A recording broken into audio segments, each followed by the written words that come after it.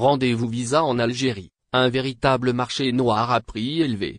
Obtenir un visa pour la France depuis l'Algérie est devenu un véritable parcours du combattant, surtout lorsqu'il s'agit de décrocher un rendez-vous pour déposer une demande. Si la procédure officielle semble accessible, la réalité est bien différente.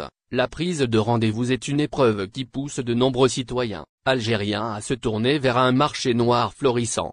Ce commerce illégal, qui se développe sur des plateformes en ligne et dans la rue, permet à des intermédiaires de revendre les créneaux à prix d'or.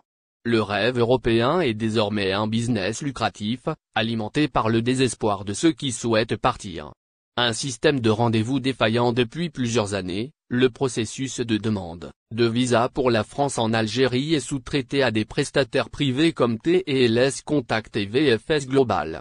Ces entreprises sont responsables de la prise des rendez-vous pour le dépôt des dossiers, mais ce système a provoqué des frustrations chez de nombreux Algériens. Le site officiel pour réserver un créneau est souvent saturé, les rendez-vous se bloquant en quelques minutes.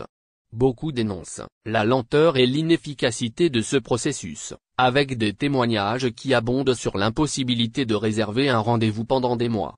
Face à cette pénurie, un marché parallèle a émergé. Des créneaux, initialement gratuits sur les plateformes officielles, sont récupérés par des intermédiaires qui les revendent à prix élevé. Selon une enquête menée par Live News, sur des sites populaires, comme OETKNIS ou même sur les réseaux sociaux comme Facebook et TikTok, des centaines d'annonces proposent des rendez-vous à des tarifs pouvant atteindre jusqu'à 20 000 dinars algériens, environ 138 €, un prix souvent supérieur au salaire minimum local. Ces intermédiaires, souvent des agences de voyage ou des cybercafés, proposent des services payants pour garantir un rendez-vous. Certaines agences n'hésitent pas à afficher ouvertement cette activité en ligne, se montrant fiers de leur capacité à fournir ces créneaux tant recherchés. Le coût de ces services peut varier, mais dans certains cas, les frais s'élèvent à 35 000 dinars, environ 242 €, bien plus que le salaire minimum algérien. Des méthodes douteuses pour obtenir les créneaux. Les intermédiaires ne se contentent pas d'acheter les créneaux via les plateformes officielles. Ils utilisent des méthodes peu scrupuleuses pour les obtenir, comme l'utilisation de bots ou de scripts informatiques qui leur permettent de contourner les limitations des sites de prise de rendez-vous.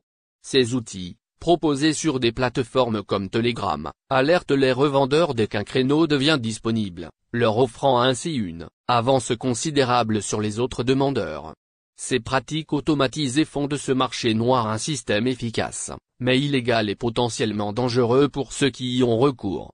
Capago pour régler le problème. Le marché noir des rendez-vous visa en Algérie n'est pas seulement un problème pour les Algériens désireux d'obtenir un visa pour la France. Il a également des répercussions sur l'image du système français de gestion des demandes de visa.